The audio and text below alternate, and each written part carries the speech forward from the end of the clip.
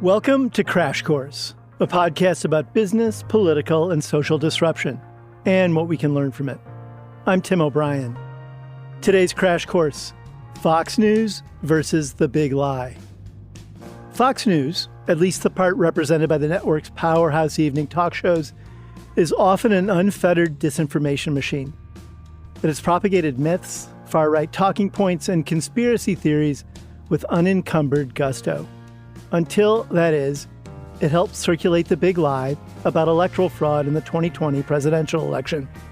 It placed two voting machine companies, Dominion Voting Systems and Smartmatic, at the center of a scam. That wasn't a scam. That invited both companies' wrath, and they have sued Fox for libel. Dominion seeks $1.6 billion in damages. Smartmatic wants $2.7 billion. That's a lot of billions, even for a publicly traded company controlled by the deep-pocketed Murdoch family. A Delaware judge recently allowed Dominion's claim to proceed to trial. Opening arguments were supposed to start this week, but have been delayed. In moving the case along, Judge Davis indicated that he believed Dominion's claims had substantial merit, and Fox's defenses might be built on sand. Joining Crash Course today to discuss all of this is David Folkenflik, the media correspondent for National Public Radio. David is also the author of Murdoch's World, the last of the old media empires. David, welcome to the show. Thanks, Tim. Great to join you. David, I was tempted to say that the roots of these lawsuits are in that moment in election night in 2020 when Fox called Arizona for Biden and the Trump camp went apoplectic and the Murdoch family and their minions at Fox worried that Trump fans everywhere might abandon the network. The logic being then that the Murdochs wanted to make it up to the Trumpistas and then went too far. But as I thought about that, it made me think, the roots of this run even deeper than that. This collision between Fox and facts and political agendas. Tell me, in your view, what are the roots of this particular moment?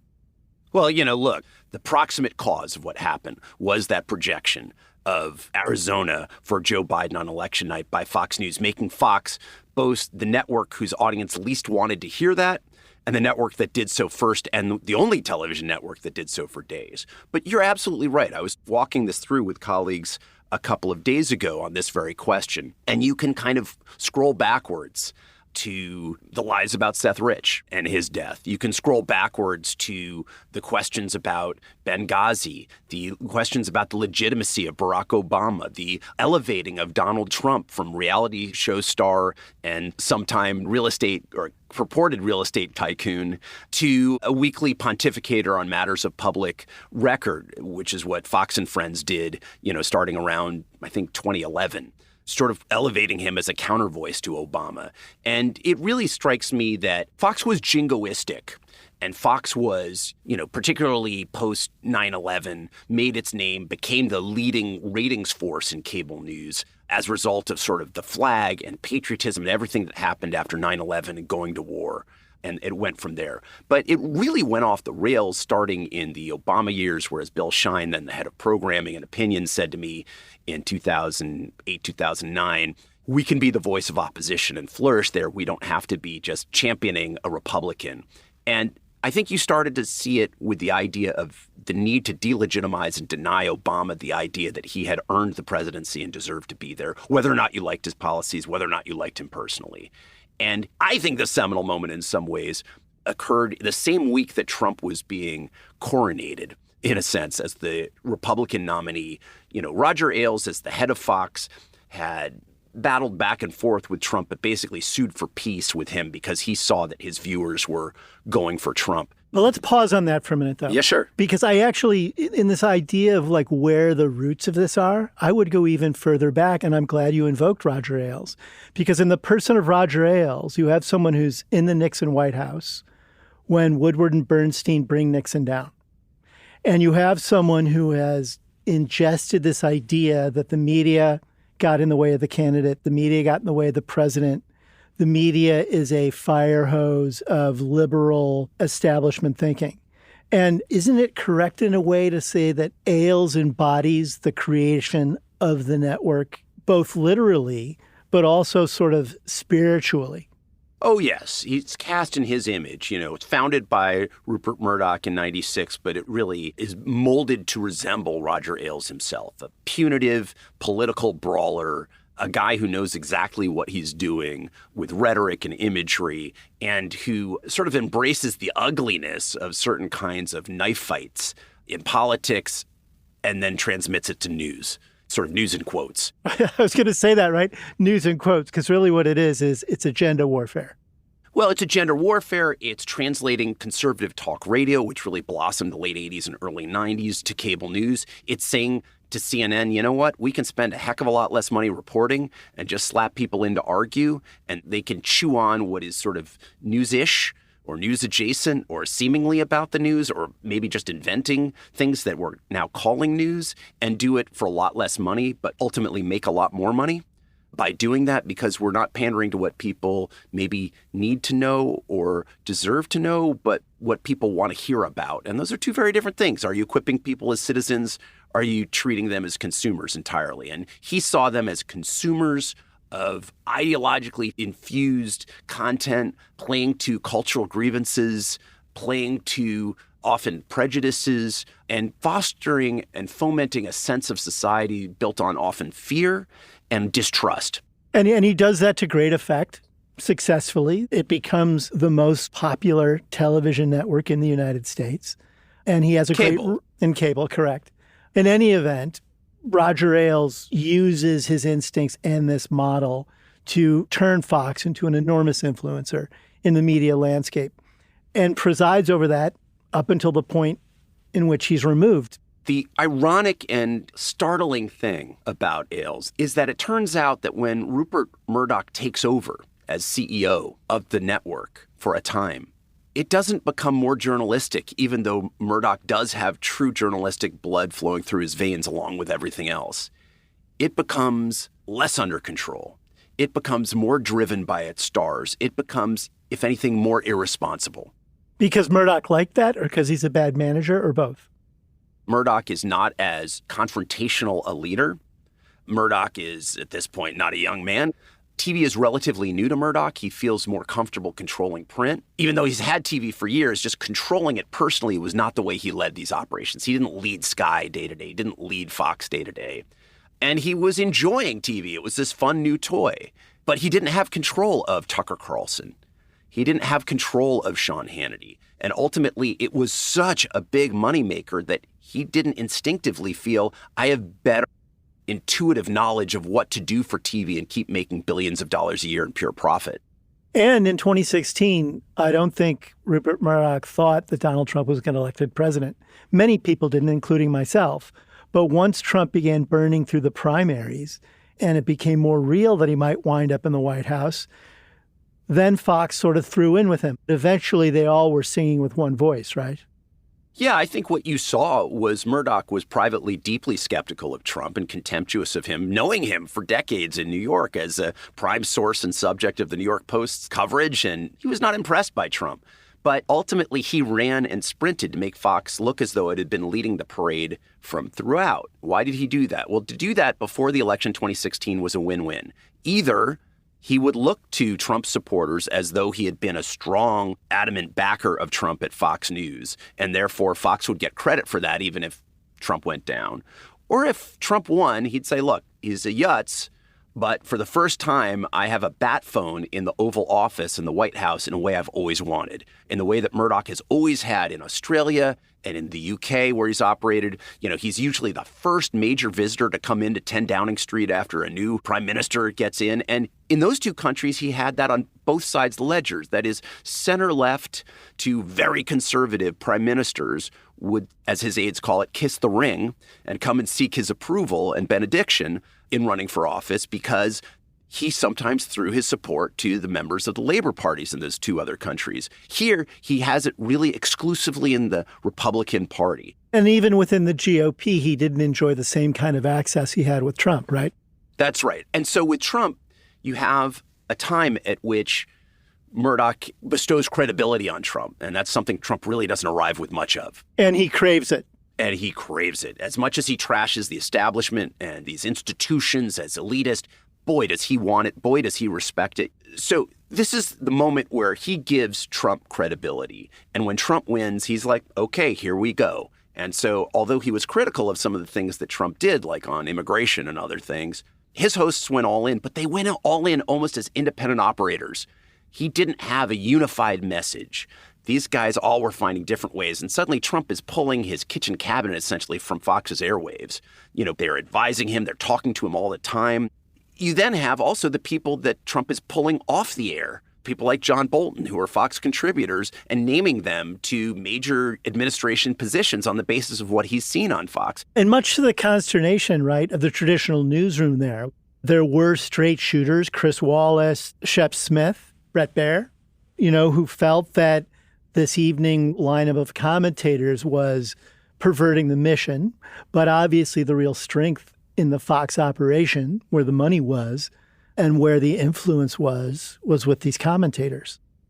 I mean, the way that I think about it is that there are real journalists, although diminishing number of journalists who work at Fox, but they are the wrapping, they're the bunting surrounding the point of Fox. The point of Fox are they're called opinion hosts, but in reality, these are polemicists. These are not people who are offering carefully dissected views on things. By and large, these are people who are inveighing against elements of societies, turning people they might think of as political opponents or people they would criticize into enemies to be condemned. The Piros and the Hannitys and the Mark Levins, Dobbs before he was forced out, are Maria Bartiromo, who came from CNBC as a financial news anchor and was sort of a cheerleader for Wall Street, but did fine at that. Was turned into this frothing figure talking about people betraying the nation in these somewhat apocalyptic terms. And people within Fox who are paid to try to push back on critical coverage will say, we understand you just don't like the flavor of Fox. I am in support of journalists and opinion journalists coming from this at all sides of the political spectrum. I think that there are two elements of Fox that put it in a different place, one of which is that their rhetoric is so antagonistic that it demonizes the folks that they are supposedly covering and holding accountable. That's not accountability. That's targeting for not— It's prosecution. Yeah, it's persecutorial and prosecutorial. And the second thing is just the almost complete alienation from fact, where there's no notion that you have to admit facts against interest among most of their so-called opinion hosts. They just ignore it. And I want to pause on that for a minute, because this is going to come back to haunt them. This idea that they don't have to be responsible, even with commentary, and that the fact pattern isn't something they have to be aligned with. And that is going to come back to haunt them, which is the crux of why we're here today on this particular topic. And so there's some nice foreshadowing in that. But the other thing is that environment that they've established, it's the perfect media storm for Trump and Fox to inhabit together. It was tailor-made for Donald Trump. It was tailor-made for his message. And it also served Fox's needs. So there was this kind of joint symbiotic unity here, wasn't there? How would you describe Fox's coverage of Trump and his presidency during his White House years? Fawning, boosterish, supportive, often deflective of criticism, playing defense when necessary. And those figures who weren't avowedly pro-Trump, think of Tucker Carlson in particular, found a happy place in being viciously anti-Trump. So anybody who might pose a check or serve to hold Trump to account would themselves be subject to withering attacks on places like Tucker Carlson Tonight. And what we actually learned was that the Trump years was an extraordinary, just almost unprecedented age of lying from official sources, and in some ways could be considered one of the most corrupt administrations that we've seen in generations. Riddled with financial conflicts of interest, a willingness to upend the rule of law, a shredding of civic and civil norms. Right. You saw Trump, the administration, the president, trying to both attack the media and attack major institutions of Washington, but also delegitimize the professionalism of the federal workforce itself. All of these things amount to things that are ripe and required moments for the media and for other branches of government to hold the administration accountable. And what Fox was doing was playing offense to build support for what the Trump administration was doing and play defense by attacking those who would seek to hold him accountable, even in journalistically meritorious ways. David, this feels like a good place for us to take a break, so let's do that, and we'll be right back. Okay, we're back with David Folkenflik, NPR's media correspondent. And David, I want to play you a soundbite of Lou Dobbs on Fox just a few weeks after the 2020 election. I think many Americans have given no thought to electoral fraud that would be perpetrated through electronic voting. That is, these machines, these electronic voting companies, including Dominion, prominently Dominion, at least in the suspicions of a lot of Americans. So, David, what was Lou Dobbs putting in play there in the weeks following the 2020 election when he said that stuff? So Dobbs started doing this just a few days after the elections, and the seeds of it were actually sown even before Election Day itself. But Dobbs was suggesting that a major election tech company with operations in a bunch of states across the union had been flipping votes from Donald Trump to Democratic challenger Joe Biden, or had been just adding votes to the Biden tally. And that therefore there was reason to believe in a bunch of these swing states, some of which went to Biden with relatively slim margins, that somehow in this election, then President Donald Trump had been cheated of victory. These are not small insinuations to make. And they are, as Dominion later pointed out, central and core to what Dominion does. Like, there is nothing more important to Dominion as a voting tech company than to say they tallied the votes accurately, which hand counts subsequently proved they had. Let's remind our listeners that what these companies do is they have machines that tally votes, and their company's business model and profitability is based in the idea that they are impartial, that they are responsible, and that they don't set out to corrupt elections, that they want to be an honest, objective, and detached arbiter of a result and nothing more, correct? Yeah, that's right. And that they're secure. But the idea of fraud being committed by Dominion is different than saying, is the software in every instance impermeable by bad actors, of which there was also almost no evidence of any meaningful incidents either. But Dobbs talked about fraud. And he talked about Dominion, and he was not alone in doing so, but he was one of the champions of this idea. And it took off like wildfire. It's hard to know what was the chicken and egg precisely in such ways, but it's clear that Trump took comfort and took inspiration from Dobbs, Maria Bartiromo, Jeanine Pirro, and others on Fox from promoting such garbage that was being almost in real time unpacked and disproven by election officials of both parties, and were ultimately ruled as not legitimate by judges appointed by presidents and governors of both parties, including President Trump himself. Dozens of judges. Yes, in scores of cases across the country. The line, obviously, of electoral fraud, Trump had invoked it in the weeks before the 2016 election, when I think he thought he was going to lose. He said, if I'm going to lose, then obviously that means there's a fraud. He began sowing the waters prior to 2020 in the same way. So his task animals at Fox sort of imbibed that line and repeated it on air. Even, by the way, Tim, even though the journalists at Fox had warned one another before the election that Trump was starting to say this stuff, and that they were finding no evidence to support it either before or after the election. Tread lightly. The warning was from the newsroom to the commentators. Trump can't be trusted. He said this kind of stuff before. Be careful how deeply you ingest this. And then you have Lou Dobbs basically laying out there in the suspicions of a lot of Americans, quote unquote, these machines might be part of a fraud. When Lou Dobbs says something like that, David, is it opinion or is it a fact? So, look, I've covered media for 20-some years, and I've covered several cases, none of them as intense as this one. I mean, this is probably the most important major media defamation case in a generation. It's that big a deal. Fox would say it was an opinion. Dobbs couches this with conviction.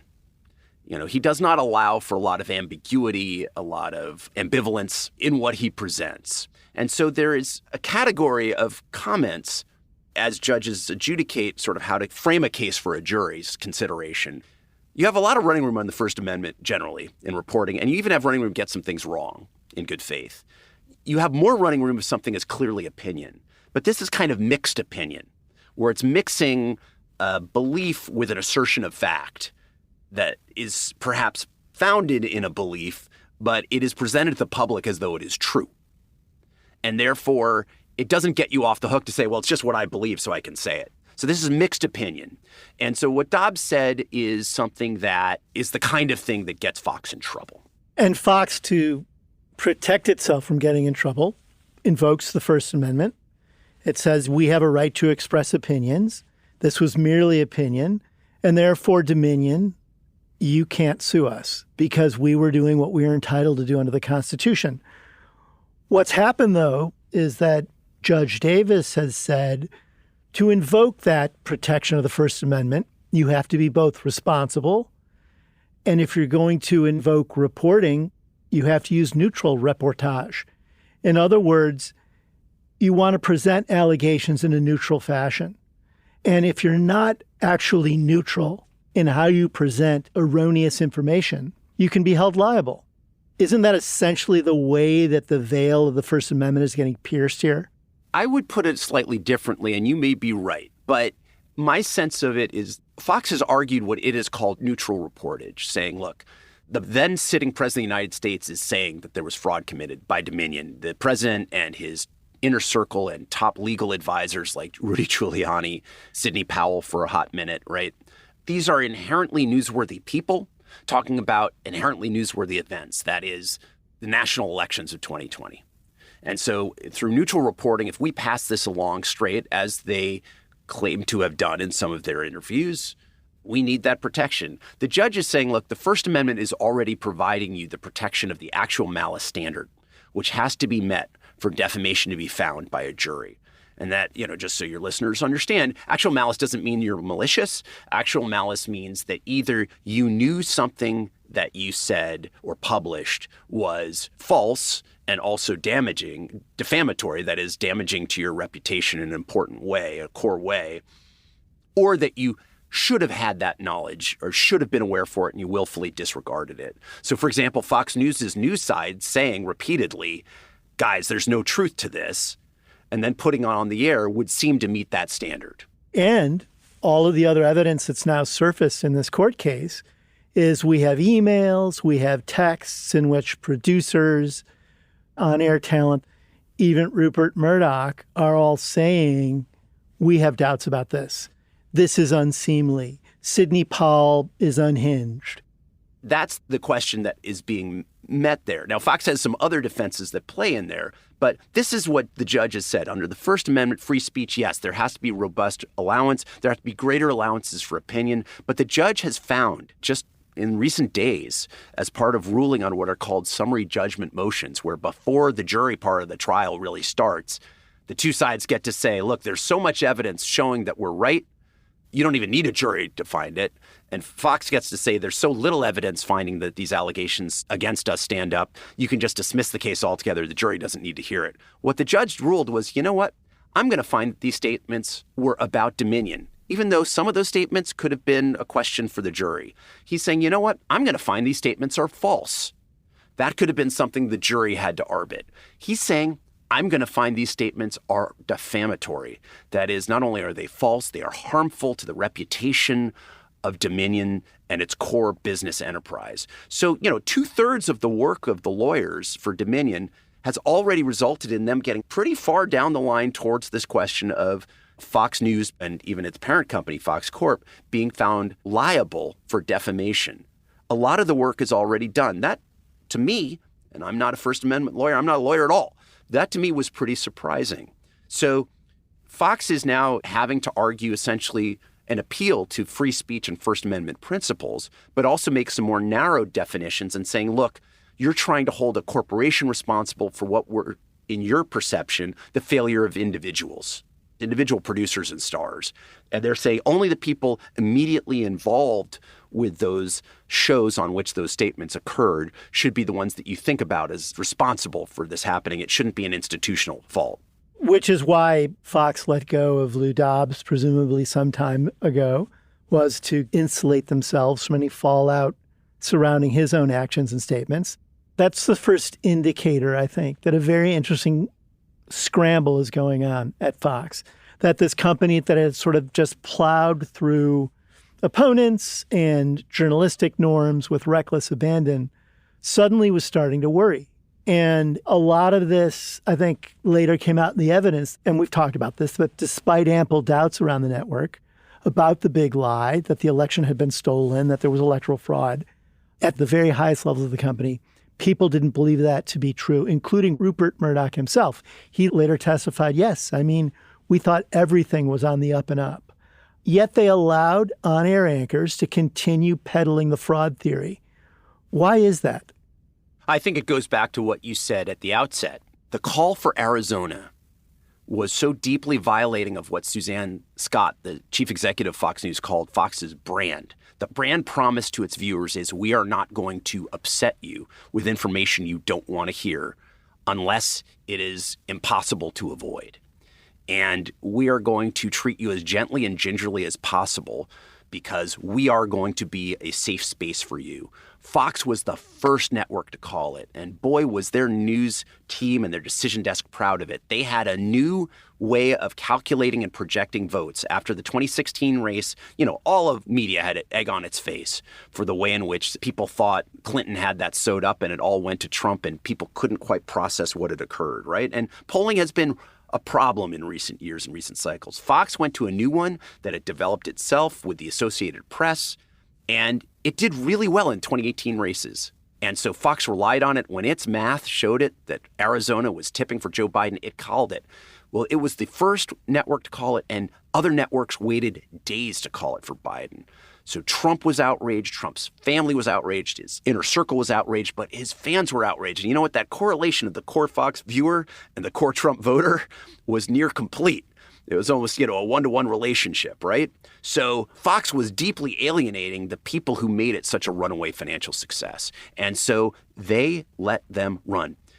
And what you see is a desperation, a headlong hurtling after those viewers. So they don't go to Newsmax, they don't go to OANN, but they also don't go to the Daily Wire, or they don't go to Blaze, or they don't go to Breitbart, or just leave TV entirely because they are fearful they have alienated them so much. It is not an accident that Fox News was the final network to call Joe Biden the president-elect and to project that he would win the presidency. That was an entirely intentional result. Finally, Brett Baer was the first one to use the term president-elect. Some opinion hosts at Fox refused to use that term for Biden.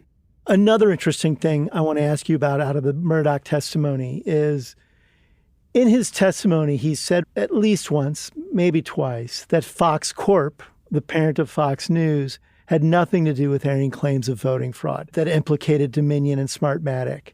And he seems to be suggesting that it was the evening hosts who were pursuing this agenda, not Fox as a corporation.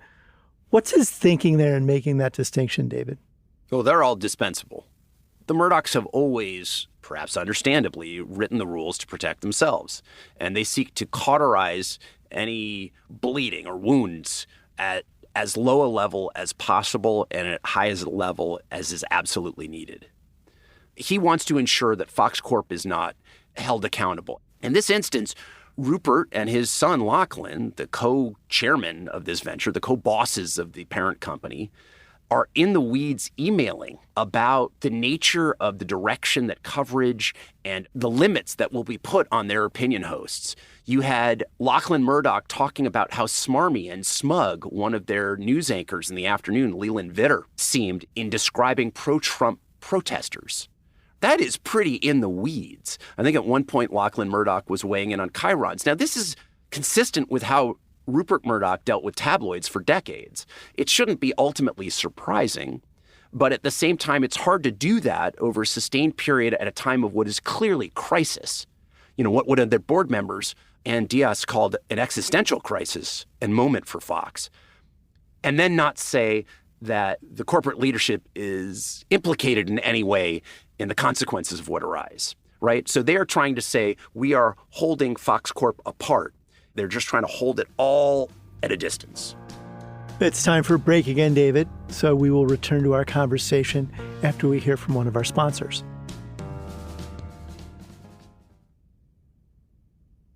We're back with David Folkenflik, NPR's media correspondent.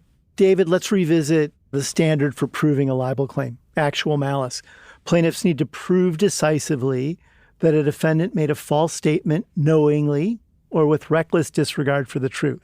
Do you think Dominion will have a hard time proving actual malice in this case? It's such a good question.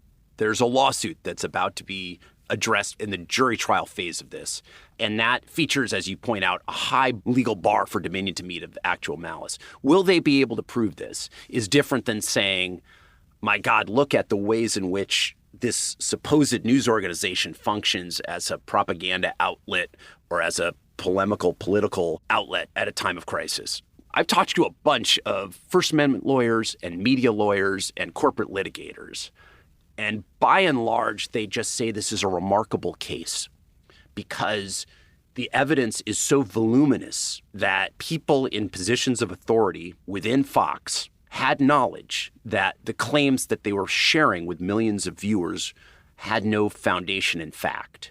One of the defenses that's been offered by Fox's legal team, led by perhaps the nation's most renowned corporate litigator, Dan Webb, the chairman of Winston & Strawn in Chicago, is that these were allegations that were being, for many weeks, litigated and adjudicated in courts and in governmental processes and appeals in jurisdictions around the country, and that it was reasonable for several weeks during the time that was happening to report on it neutrally.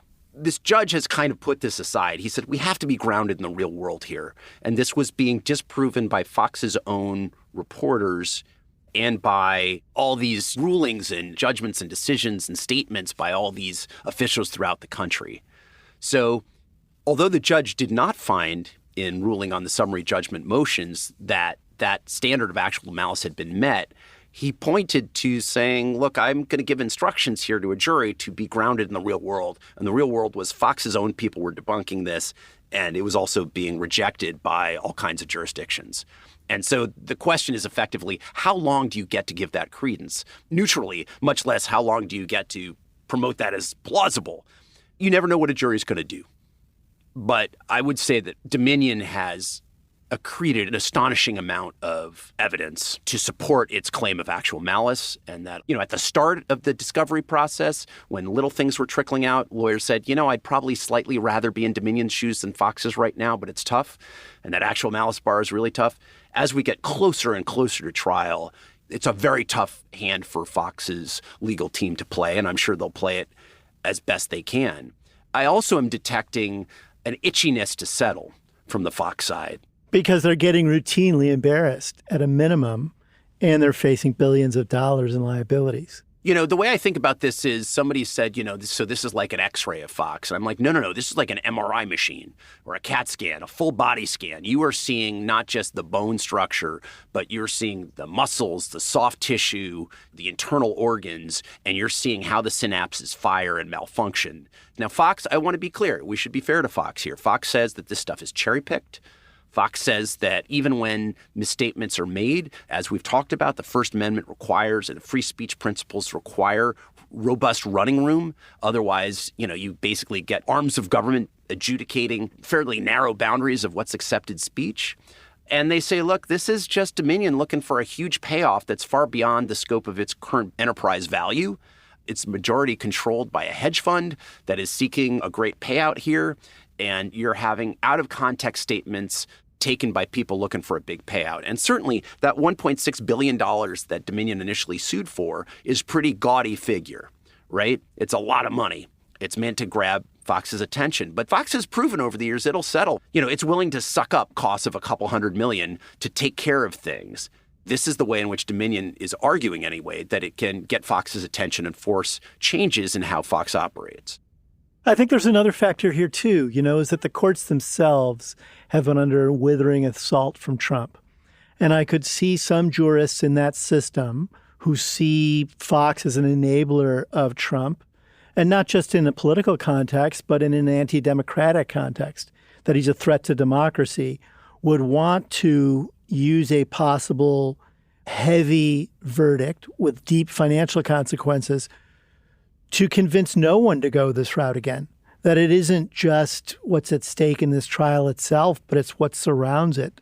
The Constitution, democracy, the January 6th insurrection that Fox so assiduously helped lay the groundwork for. Don't you think that could be at work here too? Well, let me just say, having observed this judge, the judge has tried very hard to be very down the middle and extremely judicious and even-handed, giving Fox more time, giving it more leeway when things weren't submitted in quite the way he wanted, giving them time to redo it. I think that there are two ways in which the judge has taken an exception in how Fox has operated, one of which is, as you suggest, the ways in which assertions by Fox's legal teams about how Fox's stars and executives operated seem to diverge from the evidence in front of his own eyes. And he just doesn't have a lot of time for that. He seems very grounded in the specific facts in front of him. And I think he has felt that Fox's legal team has not always operated in perfectly good faith. He would not use those terms, and he has been very flattering of both sides and complimentary of both sides in many ways. But at one point, he said to Fox's legal team, "Don't make me look like an idiot here." Why did he say that? Well, Fox had said, look, there's no need for Rupert Murdoch to come down here to testify. It's the age of COVID. He's 92. He was deposed for 8-9 hours under oath. This is not appropriate. And the judge says, look, I've just been reading in all these outlets about how he's getting remarried and he's looking forward to spending the second half of his life with his new spouse, who he has since broken up with before the wedding, and that he's looking forward to splitting time with her between his 4 homes in Montana, New York, Los Angeles, and London. He's like, given that that's the case, I think he can take a train ride down to Wilmington, Delaware from New York. And he also, the judge, took exception when it was revealed in passing by Dominion's attorneys that Fox's lawyers had objected to every single piece of evidence that Dominion had sought to place as exhibits on the record as part of this trial. And the judge says, well, that can't be right. And he turns to Dan Webb, again, this incredibly distinguished lawyer, and says, is that true? And Webb seems taken aback. But he's like, oh, I don't think that can be true. And the judge sort of sits there in silence, and he turns to his colleagues. He says, I'm just asking colleagues who may know, did we do? Oh, no, I'm being told we did do that. You know, and they had objected to every single piece of thing that they had redacted, just an astonishing array of stuff. And the judge said, I asked you to be sparing. This is not what I asked. This isn't the way you should operate. And so the judge, it seems to me, has taken exception in two ways about these things. He hasn't used the phrase good faith, but in the idea of honest representation. And I think it's at the heart of the accusations against Fox that we're seeing play out right now. So, David, make a prediction for me. What will be the consequences for Fox's media operation if the court finds that it did indeed libel Dominion? Look, I would advise people to bet heavily on any prediction I make in life not coming true because, I'm not a great prognosticator here. What I would think is that Fox could be subject to some pretty significant financial penalties. If you have a jury return a verdict against Fox here, there's no reason to believe that they would think, having done that they would let Fox off lightly financially. And I think that what you might see is Fox suing for peace, in effect. That is, they would appeal the verdict and then try to settle. Because that might be a moment at which Dominion would be open to say, all right, let's guarantee some money in hand. Let's take a big thing here. And then the question is, if there is that kind of settlement, does Fox have to apologize? Does Fox have to acknowledge to its own audiences who, let's be clear, have received almost no information about this entire suit on Fox itself and has had drummed into it over the decades of Fox's existence not to believe anything they've read anywhere else or heard anywhere else about Fox? Would they have to go on and say, you know what, we provided information about Dominion voting systems that was untrue. It was not involved in fraud in any way. We had no evidence on which to base that, and we shouldn't have presented it to you. That would be in some ways the worst thing that could happen for the Murdochs, is acknowledging to their audiences that they misled them. So you would see that as a comeuppance for the Fox News operation, that would be a meaningful moment? I think it's what they will do everything to avoid. I think they would rather pay. And I think Fox is prepared to do that as the cost of doing business. I'm sure they have insurance defraying a lot of that. But the amazing thing is, to my mind, the damage to Fox is almost all external to the Fox world and the Fox bubble. Like the damage is, it's very hard to me to see that the rest of Washington, the rest of the media, the rest of major civil institutions turns to Fox and say, well, it's just a different flavor of news. And so is there also going to be long-term consequences for other media organizations? Is there going to be any reinterpretations of libel law coming out of this? Anything else in the future that you think this has legs around?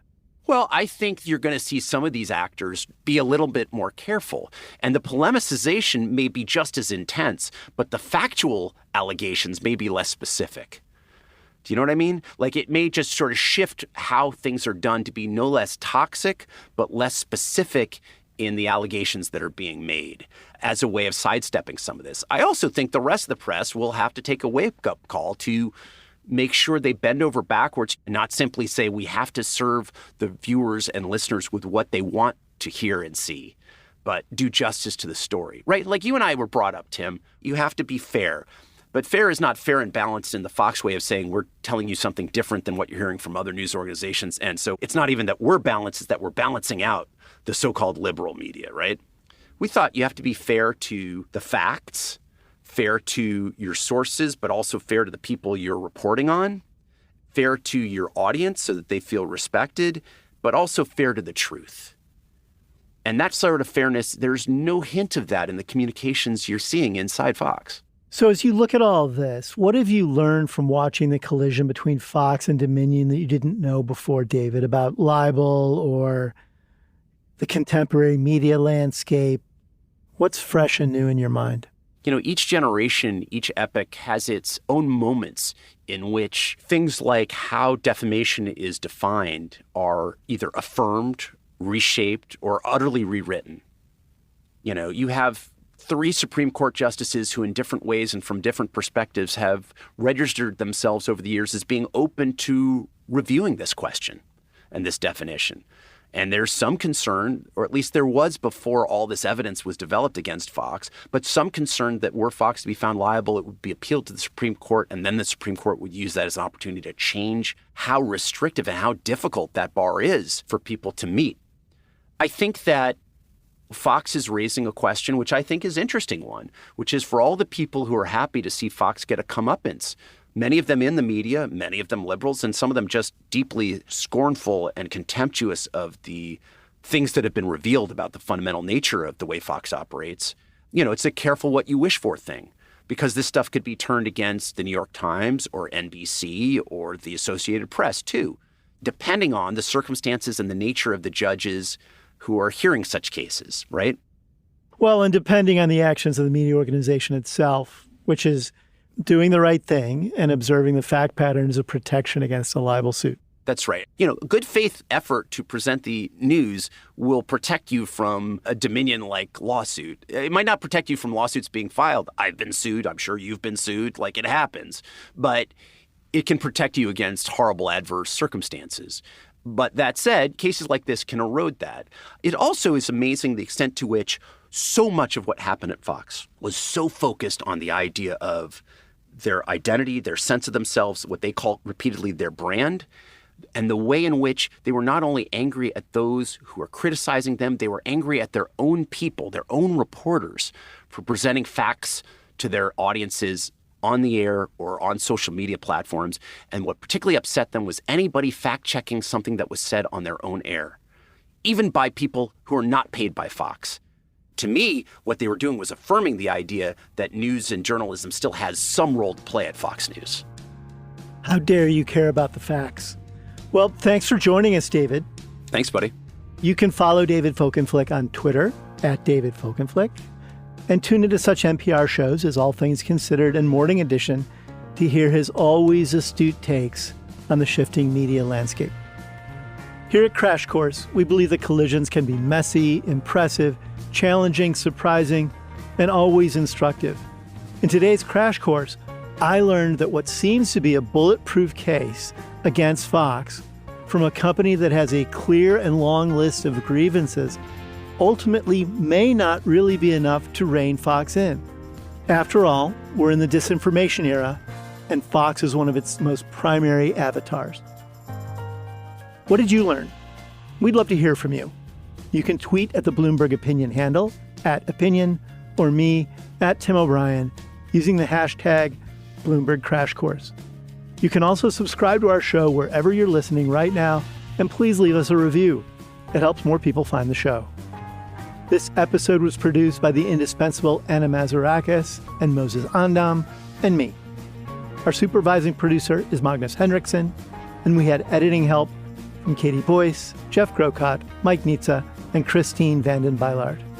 Blake Maples does our sound engineering, and our original theme song was composed by Luis Guerra. I'm Tim O'Brien. We'll be back next week with another Crash Course.